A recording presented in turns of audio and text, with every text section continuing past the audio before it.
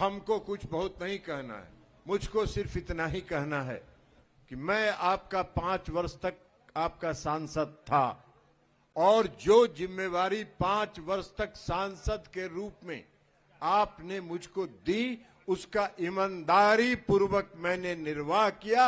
हर क्षेत्र का मैंने विकास करने का काम किया है और आज हम विकास के नाम पर वोट मांग रहे हैं। ये पूरा नदी कानी का इलाका, पूरा चानन का इलाका सुखाड़ से ग्रसित रहता था।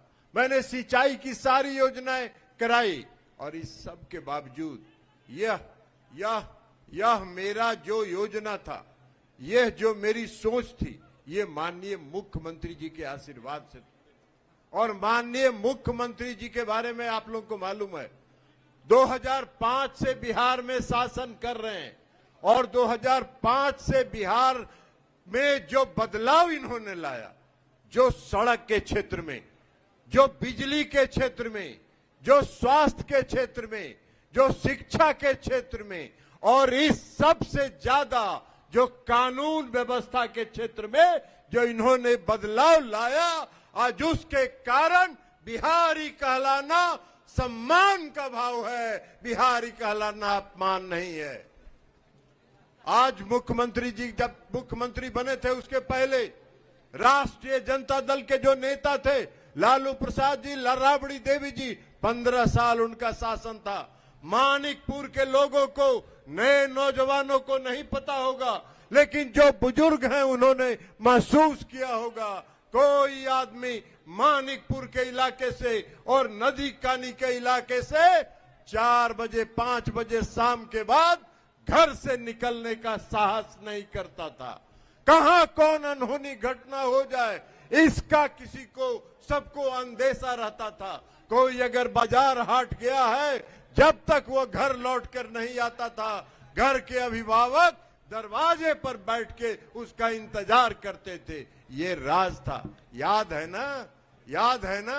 लालू जी और राबड़ी जी के राज में जो रंगदार लोग थे राष्ट्रीय जनता दल के, स्कॉर्पियो का पिछला दोनों शीशा उतार के 2 राइफल इधर और 2 राइफल इधर का नाल बाहर निकाल के और आगे बैठा हुआ व्यक्ति डंडा भांजते हुए चलता था, लोगों को आतंकित करने का काम करता था, लोगों को डराने का काम करता था। नीतीश कुमार जी 18 साल से बिहार का शासन कर रहे हैं।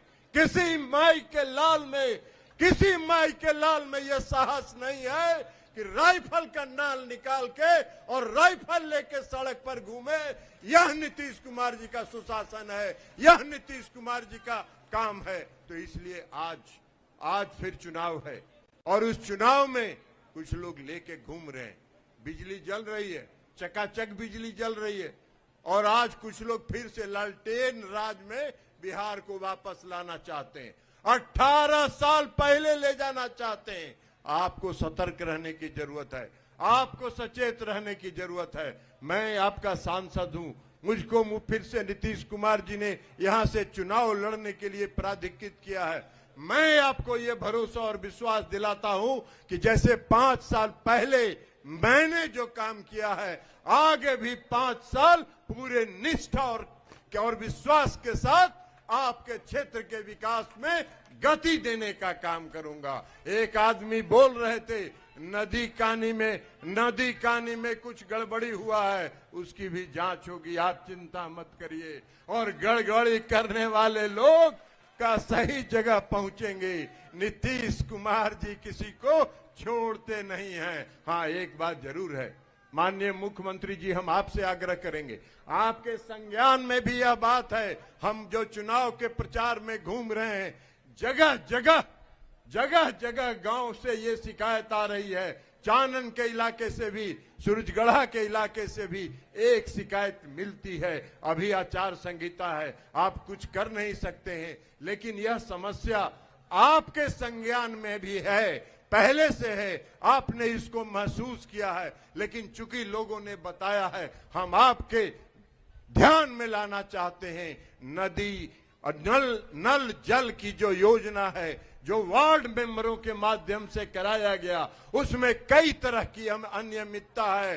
हर घर नल का जल सही से नहीं पहुंच रहा है। मैं आपसे आग्रह करूंगा, और पीएचडी को आपने ये जिम्मेवारी दी है, पीएचडी विभाग भी उसका निर्वहन सही ढंग से नहीं कर रहा है। ये गांव-गांव में घूमकर हमने महसूस किया है। हम आपसे हाथ जोड़ के विनती करेंगे कि चुनाव के बाद एक एक योजना का जांच कराइए, और जो गड़बड़ी किया है सबको पकड़ के अंदर बंद करिए, यह हम आपसे आग्रह करेंगे। और उसके साथ साथ हमने घूमने में देखा है, कई जगह रोड बने हैं, सड़क बने हैं, 6 महीना के बाद सड़क खराब हो गए हैं। मुख्यमंत्री जी सड़क बनवा रहे हैं, सड़क बनाने की योजना बनाई है, उसके मेंटेनेंस की योजना इन्होंने बनाई है।